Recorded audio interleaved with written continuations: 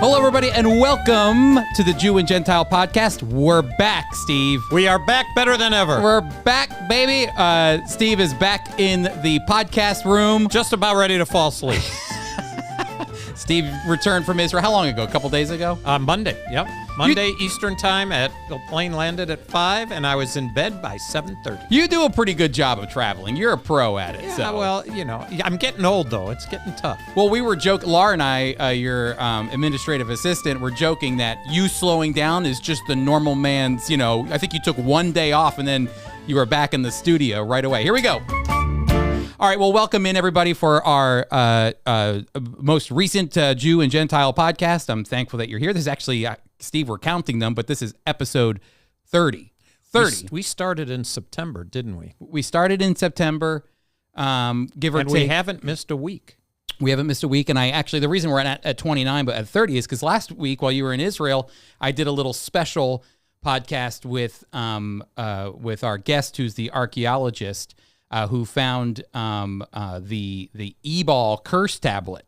And she was a part of the dig, but she has a connection with Friends of Israel. Yeah, she was on our Origins trip. Exactly. She did a phenomenal job. Why don't you tell the folks about Origins? I think it's a tremendous outreach. Yeah, first, her name's Abigail Levitt, and she went on either our first or second Origins trip.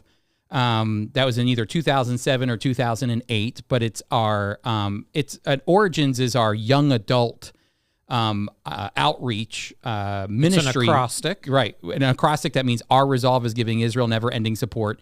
And when we go to Israel with these young adults, we take about 18 or so young adults, and we serve. For many years, we served at a hospital doing various menial tasks, but with a smile on our face.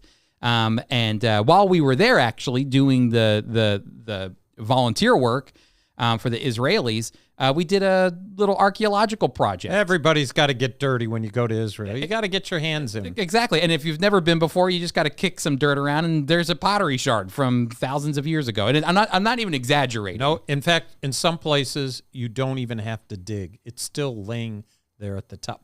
We saw them. I just got back, as you said, and there were places we actually, our guide Tito pointed out. Oh, those are old pieces of potsherd. What?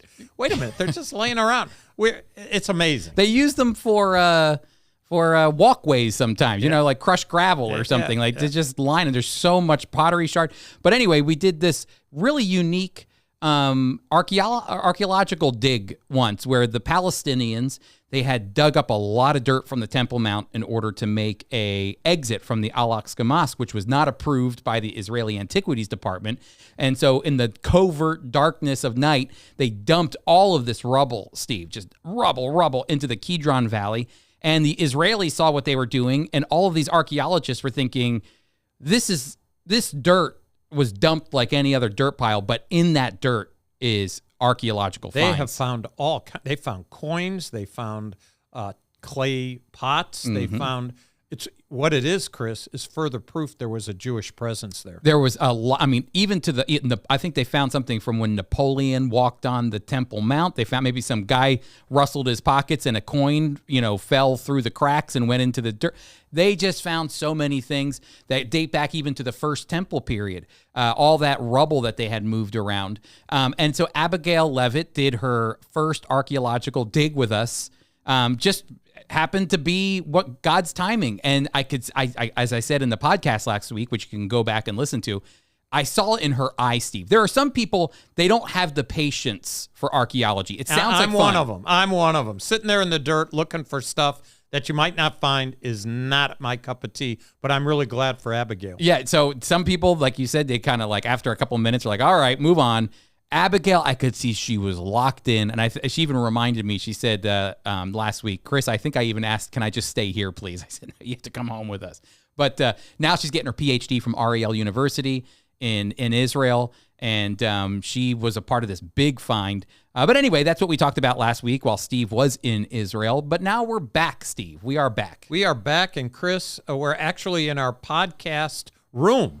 And those who are watching on YouTube might be able to see the posters you put up actually came from your office. I see Jerusalem, Haifa, Tel Aviv, Tiberias.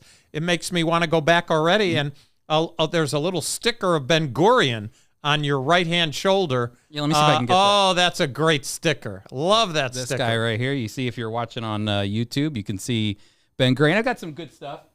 We get that from a really special website that I know Alice, your wife, and I like to visit regularly. This website called Pieces of History, and Pieces of History. They're like on first name basis with my wife. But they have a lot of great Israeli history stuff, modern Israeli history. But we'll plug them again some other time. In fact, maybe can you see behind me? Is the camera on? Oh, let me switch see over. The little people. Yep, you can see the people. Yeah. Why don't you pick one up, Steve, and show people? Okay. I know if you're listening on the podcast, it's kind of a pointless endeavor. Steve, why don't you put it in the camera right here? Of course, I want to hold up Herzl. That's right. Herzl looks great. And if you notice, I don't know if the camera could pick it up, all the people that we have behind me are dead people. That this company, Pieces of History, is not interested in any Israeli that's alive. These are all people who have contributed mightily to the history of Israel. Herzl, of course, one of the main guys. Steve, you and I have talked about this. We need to do a couple weeks, I think, at some point in the future on the history of some of these amazing men and women who were a part of the founding of the modern state of Israel, because when you kind of build a history around them, then you can get a better understanding of the history of Israel altogether. Oh, there she is. Who would forget Golda? Nope, you can't forget Golda Meir. She's great, and you're right. You're right. We do have to do it. In fact, I have a slideshow that I use for some Sunday schools that I do, and actually ask them to take the Israel test. Yeah, I've done it in my own office as well. There was a person who minored in Jewish studies. Oh, minored in Jewish studies? That's great. I said, you'll really do well on this test. Flunked. You've had some serious FOI, men and women that have come through who know their stuff. And they know their stuff. And they came through and you said, who's this? And I don't know. That's the way it is. It's good. Listen, we'll do that sometime. That's something on the docket for content that we want to share with you, some of modern Israeli history. Today, though, on the podcast, we've actually thought, what's coming up soon is Passover. Resurrection Day and Passover are coming up very soon, next week, in fact. And so we thought we would talk about an important aspect to the Passover, which is the 4 cups of the Passover. We're going to talk about that today. In fact, Steve and I, we just wrapped up filming our Passover online that you can be a part of. You can watch it online. It will air next week, Thursday, April 14th. If you'd like to register to be a part of that Passover, all you have to do is go to FOI, as in Friends of Israel, foi.org/Passover. And not only are you going to be able to register and watch Steve and I and our 2 friends, Mary and Carrie, go through the Passover together, but you're also going to be able to download all of the required materials to lead a Passover yourself with your family. Well, I really think that if folks want to do it, there's no better way to bridge an understanding of what we have in Jesus to celebrating a Passover.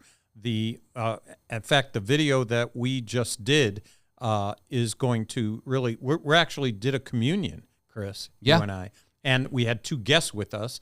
I will not name them because I want people to watch. Well, I said them already. Oh, boy. I said Carrie and Mary. Oh, all right. Well, I gave it away already. I gave it away, and of course that I was paying attention. That must be the jet lag. But either way, it's just a wonderful way of understanding what we have in Christ by celebrating a Passover. Yeah, it's a lot of fun. And so, again, that's foi.org/Passover. I'm going to mention this again, but, after you get done with the Passover, you can actually dive deeper into the spring feasts of Israel with us here. Remember, the Jew and Gentile podcast is sponsored by FOI Equip, Friends of Israel Equip, where we want to equip you to see the Bible and understand the Bible and read the Bible from a Jewish perspective. And to do that, the best thing to do is know the feasts of Israel. So our good friend Cameron Joyner, who is our field ministries representative in Atlanta, is going to be teaching on the spring feasts of Israel, which include Passover, the Feast of Unleavened Bread, the Feast of Weeks, the Feast of First Fruits. So it's going to be a great time for 2 weeks. It starts, I believe, on April 21st, but all that information is at foiequip.org. And I just want to ask you, Chris, in our podcast room, as you're talking, the cameras are jiggling up and down. Now, does that mean people who are watching it are getting dizzy? They might be. I don't see any problem with it, but we'll see. You never know. I was getting alarmed there. The thing's going up and down, and I'm saying, I wonder if people are going to get like nauseous. Well, when you listen to the podcast, it's kind of like a roller coaster ride. So we're just taking you for a roller coaster ride. It's perfect. Let me read. Can I read the Exodus chapter 6? We're going to be talking about those 4 cups, and you could introduce them. But let me give you the background of it, because really, when Jewish people celebrate the Passover, they are going to have these 4 cups. It's part of the whole Seder service, and it encompasses almost the whole one. So they don't do it consecutive. They don't take 4 shots real quick. Mm-hmm. It's over a period of time. But this verse is so important, and I think it's helpful to us as we go. This is what Moses writes in chapter 6 and verse 6. It says, "Therefore say to the children of Israel," and now God is speaking here, "I am the Lord. I will bring you out from under the burdens of the Egyptians. I will rescue you from their bondage. I will redeem you with an outstretched arm and with great judgments. I will take you as my people, and I will be your God. Then you shall know that I am the Lord your God, who brings you out from under the burdens of the Egyptians." Make no mistake about it. God is clear here. Mm-hmm. He's the one doing it. Yeah, Steve, we mentioned this during the Passover Seder that we just did, but I love this moment in the story of Exodus, because Moses had already experienced a big fat no from Pharaoh about letting his people go. And I'm sure, I don't know about you, but I'm sure after God spent Exodus chapter 3 and Exodus chapter 4, really working on Moses to get him to do this thing. He was really coaching him. No, you got this, buddy. You can get your brother. He can speak on your behalf. You've got this. I'm calling you to this. You're going to let my people, you're going to be the person that helps me out. I got you. Put your hand in your coat, pull it back out, look at your staff, all these amazing miracles. And, I'm sure Moses was hyped up as he goes before Pharaoh. And then all of a sudden, bupkis, nothing. In fact, the Israelites have to work even harder now. And so think about what that does for Moses. Was probably deflated. Well, I see Moses. He had a midlife crisis, Chris. At one time, Moses was pretty cocky. He was pretty confident. After all, he was raised under Pharaoh. He had the finest things in life. He came to a realization midlife, about 40 years old. By the way, in our culture, having a midlife crisis for a male around 40 years old is not unusual at all. You're about there yourself. Couple days away. And so it was hard for Moses, because he was taken from the top. Once he identified himself as an Israelite, he was 40 years in the desert. God allowed him to take a lot out of that. A lot of that cockiness has turned out to be humility. Mm-hmm. And so the 80-year-old man was a lot more humble than the 40-year-old man. So I'm not surprised that even with what God demonstrated to him, he was a shepherd for 40 years. He didn't forget, but he was probably trying to forget those first 40 years. And so God had to build him back up. I definitely had to build him back up, and I think that's why, I love these verses here, Exodus 6, 6, and 7, which is, as we're talking about the 4 cups of the Passover. I always call the 4 cups, Steve, the fence posts of the Passover. They kind of drive the Passover forward. It's a very constant component of the Passover. All the other elements, you're just taking elements once and you're done, and then you do this and you're done, and you move on, where with the 4 cups, repeating itself. It builds upon, each one builds on the other. Exactly. And so these cups actually have a name. They're called the I will cups. And I just love it, because God's saying, I will do this, Moses. I will, the first cup, which we could talk about now. The first cup is called the cup of sanctification. And what does it say there in the text, Steve? It says, I will bring you out from under the burdens of the Egyptians. That's a biggie. That's a big. And, we're not talking about a backstreet nation. We're talking about Egypt, the most powerful nation, and we're talking about Moses, the leader of an enslaved people, and he's standing before Pharaoh, let my people go. Yeah. You got to be kidding me. I mean, That would be like a homeless man going to the White House and demanding something specific. It's not going to happen. Yep, exactly. And, so here is the Israelites, God saying, I'm going to this first cup, the cup of sanctification. I'm going to sanctify you. I'm going to pull you out and set you apart. And There's that word again, Chris. We've used it in the podcast frequently. We did in the book of Leviticus, sanctification, setting apart. We used it when we were talking about the covenants, Yep. the setting apart. God set apart all his people. And this is a place where they were set apart.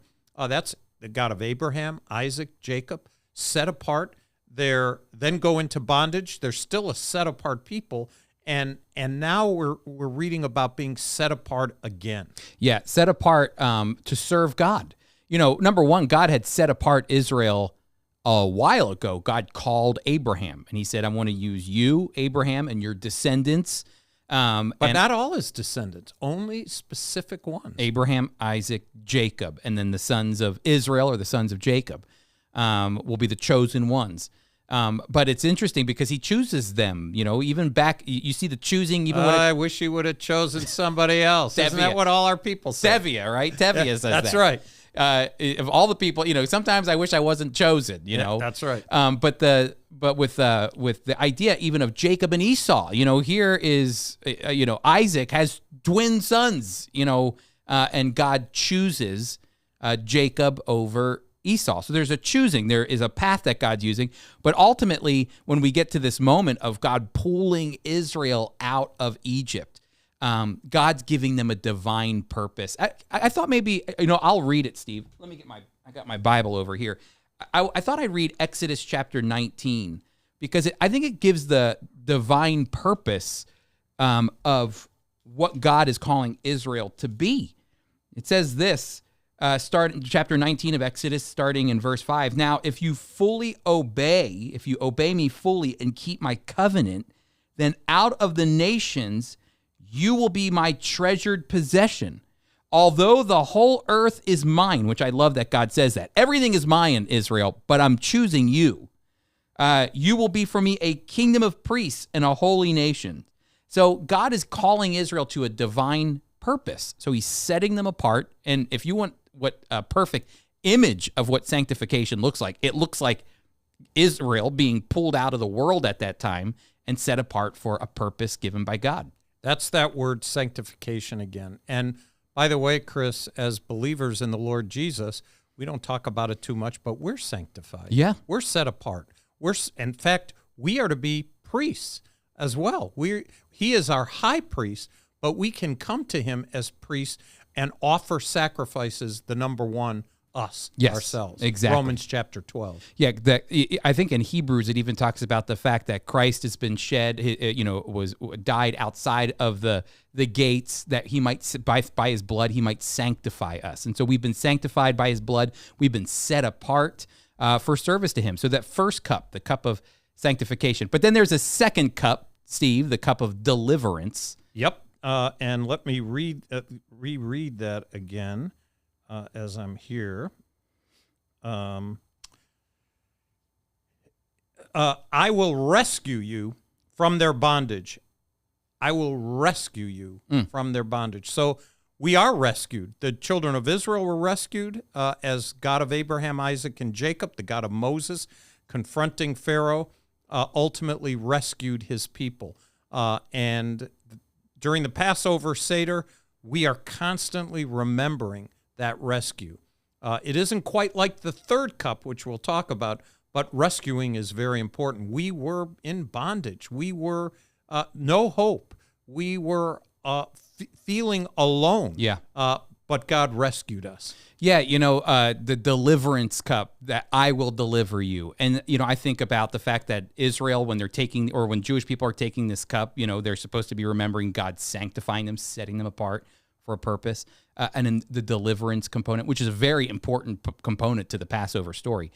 But then there's also, for us Christians, we've been delivered by the blood of the Lamb. It's great news to be delivered. I always think, too, sometimes we forget we're delivered, I feel like. Sometimes I feel like we forget that we are a been delivered by God. We've been set free. That's a big concept, freedom in Christ, that we've been set free to serve him. And sometimes I think as Christians, and I know I'm guilty of this, you can shackle yourself. You think you're still shackled, and you can confuse yourself, but you've been set free. When you realize that you've been forgiven and set free, it does radically change your mind about how you live your life for Christ. There is a stress in the Christian life, and Paul talked about it. He said, that which I do, I shouldn't do, and that which I shouldn't do, I do. O wicked man that I am. And there's debate amongst scholars as to, was Paul talking about his unsaved point or being saved?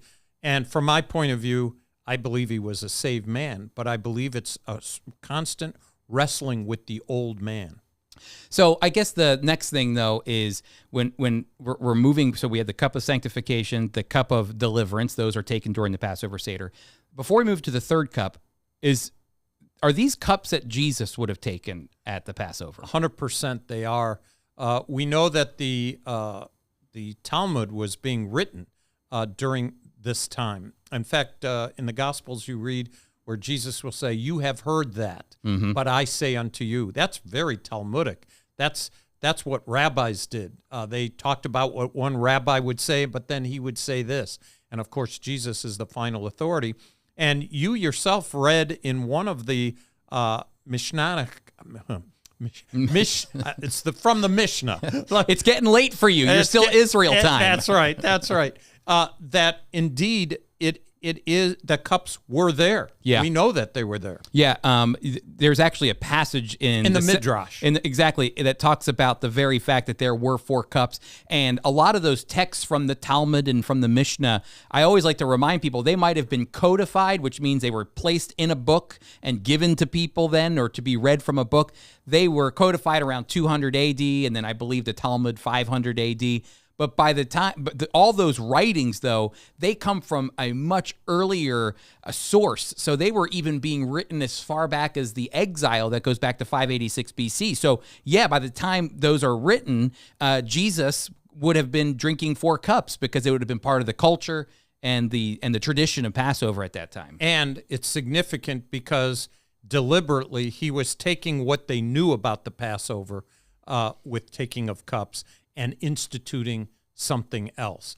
Passover is a remembrance, and we still need to remember redemption out of Egypt. But what he wanted them to remember, and what you and I and the Church of Jesus Christ remembers, we call it communion, the Eucharist, was established through the Passover. That's right. It's a great segue. It's a great bridge that Jesus used. I always like to tell people, we're I think English speakers are the only people who call Easter, like Resurrection Day, Easter. If you look at Spanish, for instance, or a lot of the Latin languages, it's Paschal is the name for Easter, and that's Passover. So a Passover is actually the term that's used for Easter in most other languages. We're the only ones that call it Easter because I believe the King James Bible translated at some point in Acts, translated Passover as Easter. And I don't want to get into that debate, but still, Passover plays such an important role in the celebration of the death, burial, and resurrection of Jesus. It was the Last Supper, and that's where this third cup comes into play. So if there are 4 cups, and we're saying Jesus would have taken those 4 cups, then that one of those cups appears in the story of the upper room and the Last Supper. And that, of course, is the cup of redemption, Chris, and that's where he took, we're redeemed from a Jewish point of view at the Seder. He redeems us with an outstretched arm, with a mighty arm, taken out of bondage. And now Jesus wanted them to remember that I will redeem you. Exactly. And that's what he says here. He says, I'll just take you to that section in Matthew chapter 26, where the gospel writers focus in on this one moment of the Passover. And he says that while they were eating, so just as they were finishing up dinner, Jesus took bread, which was very common, it would have been matzah. He didn't take rye bread. He didn't take challah. He took unleavened bread, matzah. Very dry, brittle bread that breaks easy. No leaven. No leaven. They had to leave Egypt in haste. That was the whole point, and that's how they remember it. And there was no leaven in him. That's right. No leaven has the leaven is symbolism for sin in the Bible. Not just from a Christian point of view, but the rabbis say that it represents the evil inclination of your heart. That's sin, Chris. And so there's no leaven in the bread. That's why it upsets me sometimes. I've been to churches. Some of them decide to use regular bread. And I how could this remember me? Remember, this is my body. Well, he had no sin. My body full of leaven? Yeah. Look, I don't fight it, but it's a frustrating thing. But I interrupted you. Go ahead. No, that's good. While they were eating, Jesus took bread, unleavened bread, and he had given thanks, and he broke it and gave it to his disciples. And we were saying those prayers all today during the Passover. Blessed art thou, O Lord our God, King of the universe, who created the fruits of the earth. That's a prayer that Jesus would have probably said it. He broke it and he gave his disciples. He said, take, eat, this is my body. This is my question, Steve. I'm sure that the disciples would have been taking Passover their entire lives. You know, let's imagine they're around the same age as Jesus. Let's just say they're in their 30s at this point. 30 years they've been taking Passover. 30 years they've been doing the same traditions over and over again. And now all of a sudden Jesus is taking a piece of bread, unleavened bread from the Passover, and saying, take and eat. This is my body. What do you think, what's going on, what their faces we can't see in the text. We can't get a feel for their emotions of what they're hearing. But what do you think their response is when Jesus twisted the symbolism a little bit? Well, they had been with him 3 years. It's approaching 3 years. It's going to be almost complete. And he is saying, this is my body. They're trying to decipher all the teachings that they heard, all the miracles that he did. And they know it's not literally his body. So I think there was great confusion. Yeah. And I think to back up that confusion, they rejected him. Everyone, including Peter, denying him. At that moment, I think they were wondering, what did I get into? Yeah, I bet they did. You're thinking about, who's this guy just changing all of the symbolism on us, altering the way things, because not only is he going to change the symbolism of the bread here, but he's even going to change the symbolism and the meaning of the cup of redemption. Big time. To say that this is the blood of the new covenant, which is shed for you. It hadn't happened yet. Remember, they were hoping that he'd be the Messiah that come in victory. The kingdom is coming. Yep. We're going to overthrow the Romans.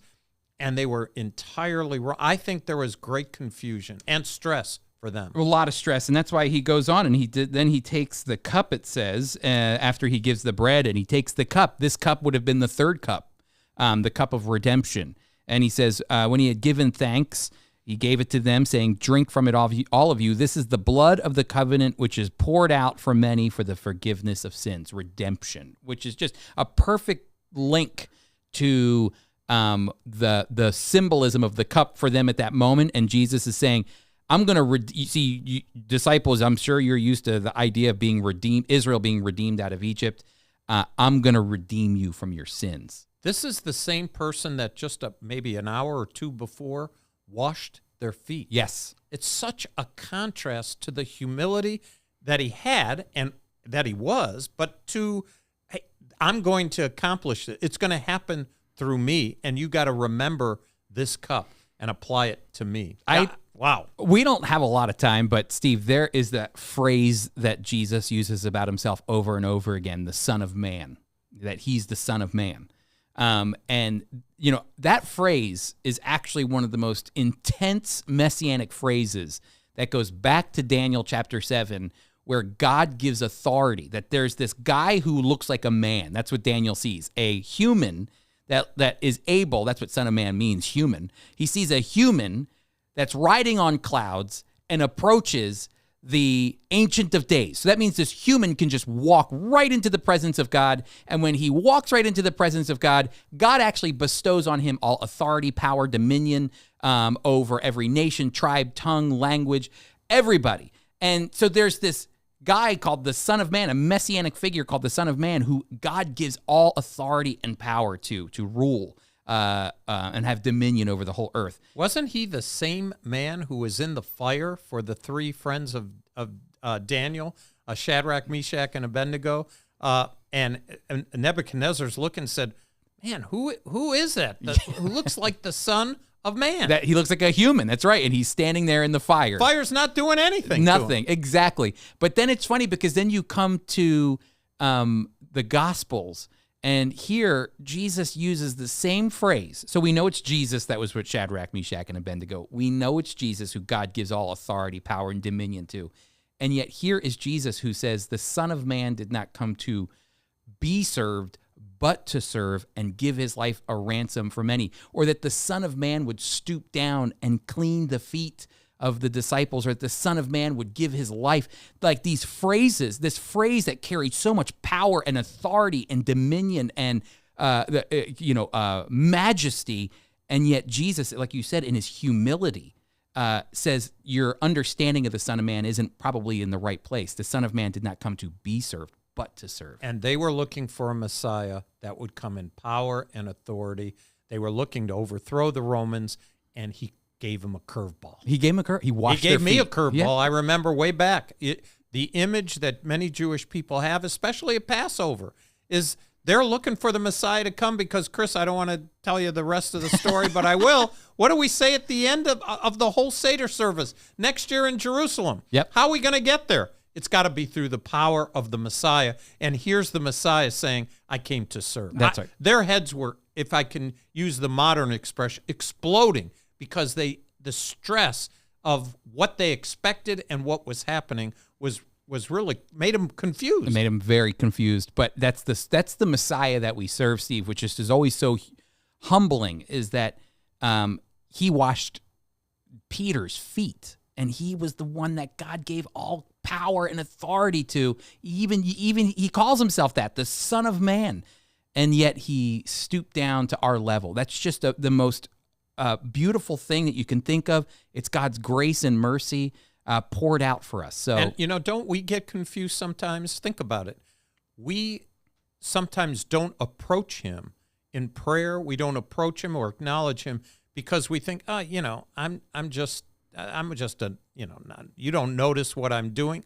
Oh, he notices everything. And not just notices, he cares. He cares. That's right. He cares for us. And I think sometimes that's too much for us. I know, and it comes across right here in that third cup, the cup of redemption, that it was his blood that was poured out for the forgiveness of sins for the many. That means he cares. He didn't have to come to die on the cross for our sins, but he did it because he cares about us. So it's amazing. Great reminder. Yep, cup of redemption. So what about that fourth cup? Why don't you take it? I'll let you go because and because this is, again, we're talking about the 4 I will cups of the Passover, and we've reached our last one. The verse 7 says this: I will take you as my people, and I will be your God. Then you shall know that I am the Lord your God who brings you out from under the burdens of the Egyptians.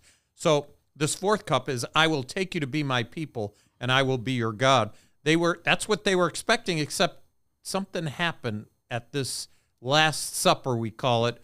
Jesus had the cup and set it down. Yeah, that's a really good way to put it, the illustration there.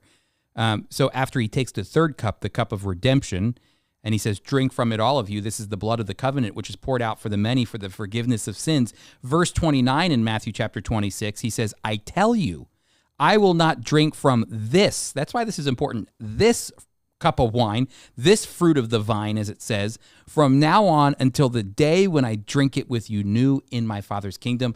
Jesus said, I'm not taking this last cup. He took the cup of sanctification, first one, cup of deliverance, the second one, cup of redemption, the third one, and then he, like you said, he puts down the fourth cup, the cup of acceptance, and says, "Not now. There will be a future time." And and by the way, you and I, and hopefully all our listeners, when we go to church and worship, whether it's once a month, once a week, once a year, once a quarter, we take communion. We do this until he comes. That's right. That's the reason we do it. We do it until, and we remember. Just like the Passover is a remembrance, we remember the Passover lamb. You know, we were talking about this during the Passover that we had just done a couple hours ago, that, you know, the idea of him not taking the cup of acceptance, is because his people had rejected him. I will be your God. You will be my people. That's what's in the title of the I will cup. And yet his people had rejected him. But that's the beauty of what Jesus does. Even Jesus says there's a future for Israel, because instead of him going, you know what, these people, all throughout the Bible, They disobey me. All throughout the Old Testament, they abandon me. They're stiff-necked. They're hard-hearted. I'm done with them. Jesus doesn't say that. Jesus actually says, I'm not drinking this cup now, this cup of acceptance, but I will drink it with you new in my Father's kingdom, which means, and when I look at it, Jesus isn't done with Israel. And you know what else it means? Jesus isn't done with me either. Amen. That's a great promise. So there's hope in the cup of acceptance. And I always love this as believers, we can take it as well because we've been accepted by God. So those are the 4 cups, Steve. Hey, I'm glad we did them. I'm really glad we did them. It's a postponement of what we're going to do next week. What are we doing next week? I think we're going to start a series on, are we going to start a series on the temple? I believe that's what we agreed upon. Yeah. So we're going to talk about the temple. You just did a bunch of messages on the 3rd temple. I did. And what I think we'll do next week, Lord willing, is we'll review, starting with the tabernacle. You know, God's presence was in the tabernacle. Well, even before the tabernacle was built, as we just acknowledged in the Passover, he led the Israelites by day in a cloud, a pillar cloud, and by night a fire.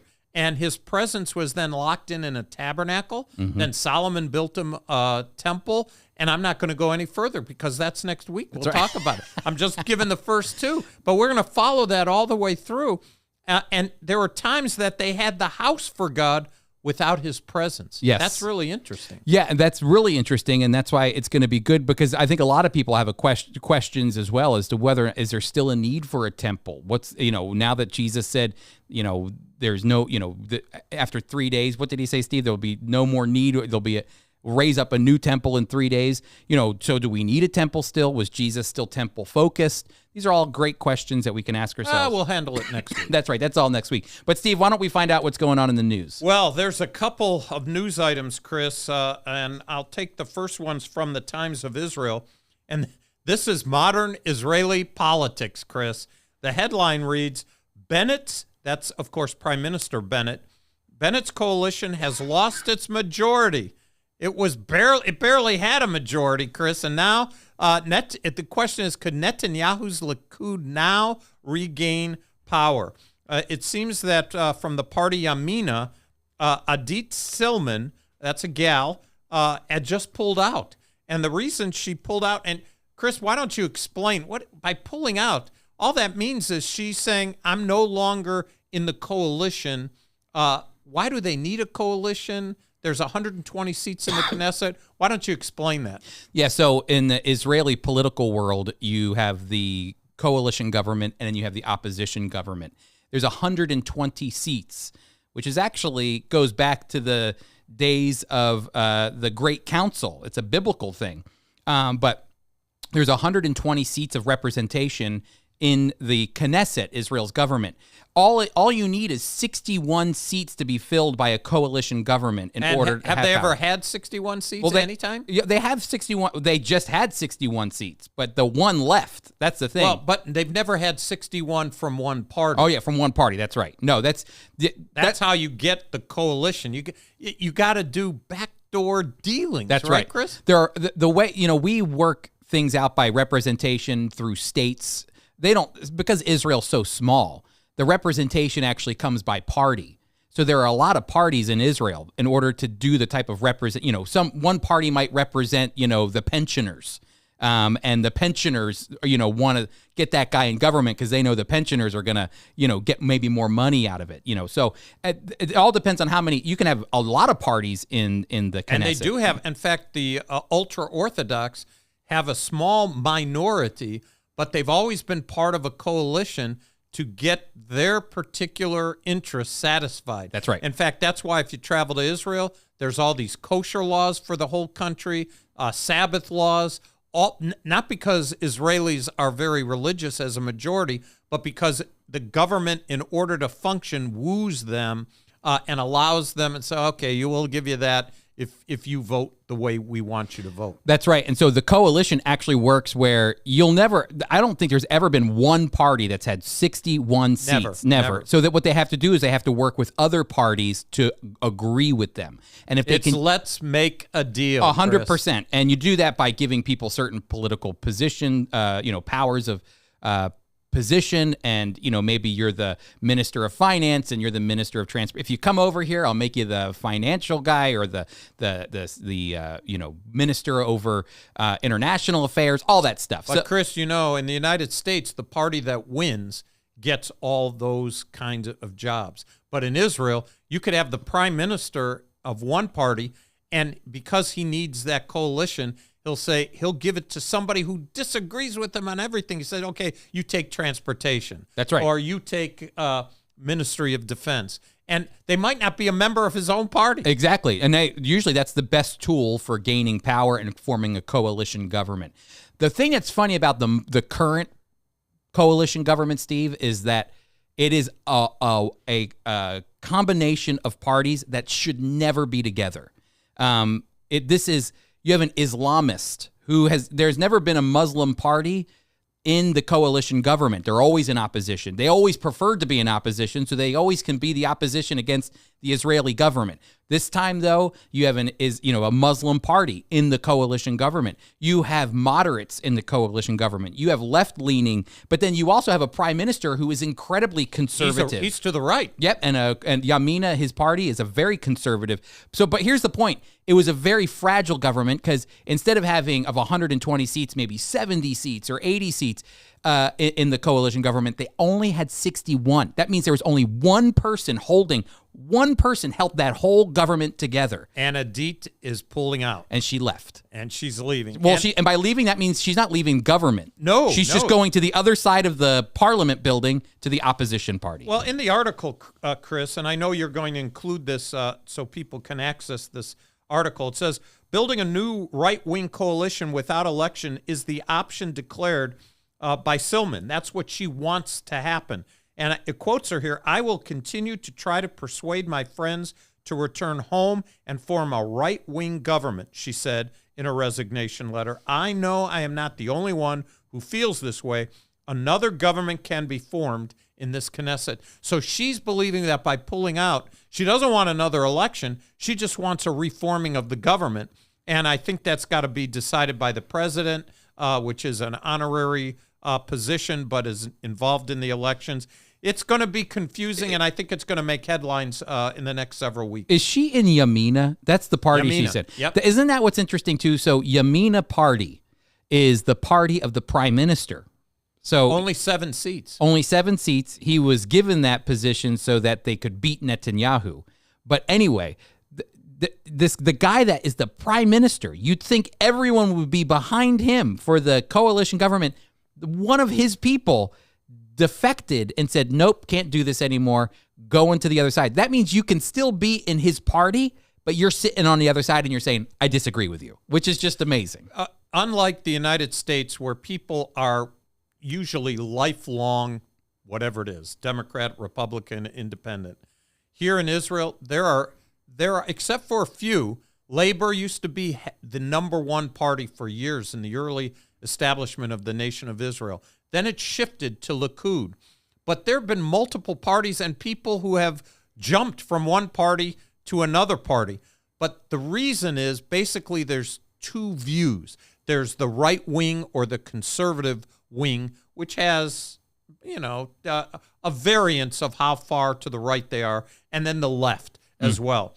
And the cause has become more important than the party. Yeah. And what Adit is doing here is saying right-wing ideology is the number one thing. My Yamina party is secondary to the idea of I see a more liberal government than what I want. And that's why she pulled out. All right, so Steve, this is the big question because this could upset everything. I know her intentions are that we don't want to go to elections again, but they could go to elections again in Israel. They're going to be so upset if they do. The people don't want it. No, well, they had 4 elections, I think, in 2 years or 3 years, which has just never happened before.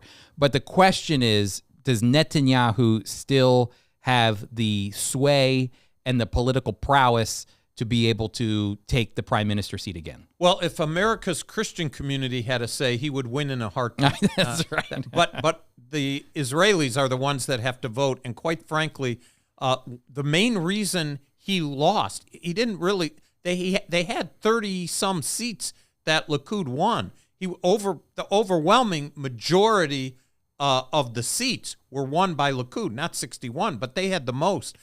The idea, there is Netanyahu overload on the part of so many of Israelis. And so I'm not a prognosticator. I just know it's possible that Netanyahu could win, but it's a tough hole for him. Yeah, he still has a lot of political cachet in Israel. He does. I don't know if he has enough. And this is where Americans, I think their brains start to fry politically, because we're used to the fact that the moment you're done with president, you ride off into the sunset, sayonara. That is not Israeli politics. And Netanyahu is still the leader of the opposition party. He's still got a lot of votes. He's still in the Knesset. You still, screaming from the other side this time. So he's not gone. He's there. I don't think there's a camera that Netanyahu shied away from. That's good. That is real good. No, there's a good chance he could, throw his hat. I know he'll throw his hat in the ring again. The question is, will the people elect him? That's the big question. Well, the second one comes from the Jerusalem Post. And Chris, this is kind of a frustrating, sad, it makes me angry, sad. It says this. UNHRC approves 4 anti-Israel resolution and calls for limited arms embargo. Why don't you explain to us the United Nations Human Rights Council has 4 times put resolutions against Israel? And Chris, how many times have they given this United Nations Human Rights Council? There's a war in the Ukraine. And Israel gets 4. I can hear you. I can hear you already. You're feeling the same way I'm feeling. 4 negative votes, if you will. If you can't see Steve right now, his blood is boiling. I can see it. Let's concentrate on how horrible Israel is 4 times. But what are we going to do for Russia? Yep. So Israel, 4 human rights, anti-human, or the human rights resolutions against Israel. Guess how many with Russia? 1. Unless that one is as big as the state of Texas, this makes no sense. They are butchering people in the streets of Ukraine, and they get 1 resolution. Israel. I just got back from Israel. People were, I don't know, it looked pretty good to me. They are claiming all of these human rights atrocities, but if I remember correctly, the Palestinian community is not shrinking. It is growing right now.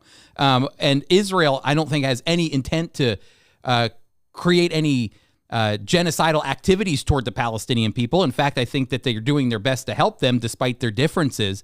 But Steve, there are even other countries on that list. It's Russia has 1.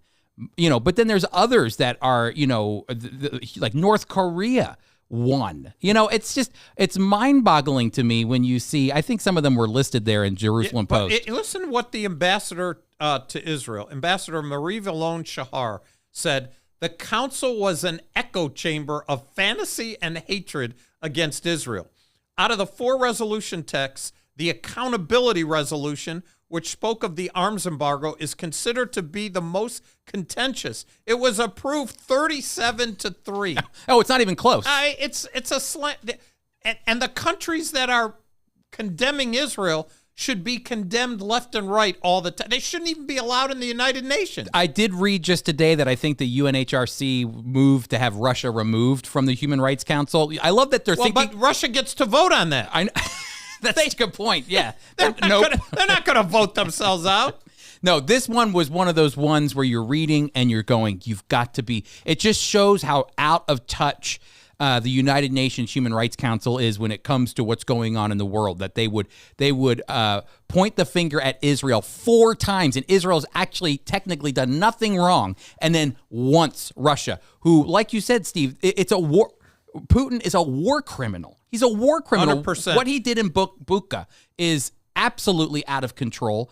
We're talking about mass graves, killing people in the streets on a mass level, and 1 human rights. Well, the only good thing about this is, and I don't know if they even thought about it, these resolutions passed on April 1st, April Fool's Day. The whole thing is a joke. It's not a real joke, but you're saying the whole thing is a joke. It's a joke passed. It's a literal thing. It happened.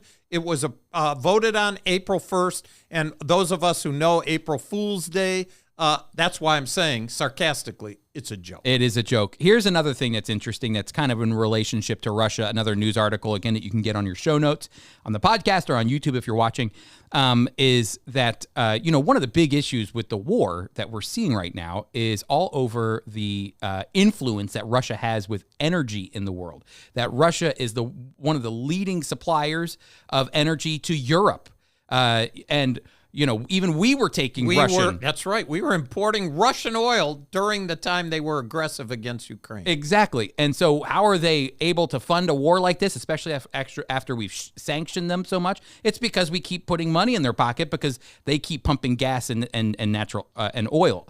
But there are ways to get around this, which means America could step up and begin to send liquefied natural gas over to Europe to help out. But then there's another one. People forgot about this, but Israel found a massive field of energy in the Mediterranean. And now they finally, through many, many years, I think, of going back and forth in the government, they were able to create the infrastructure to be able to mine or drill this gas and all of this energy that they've been able to find.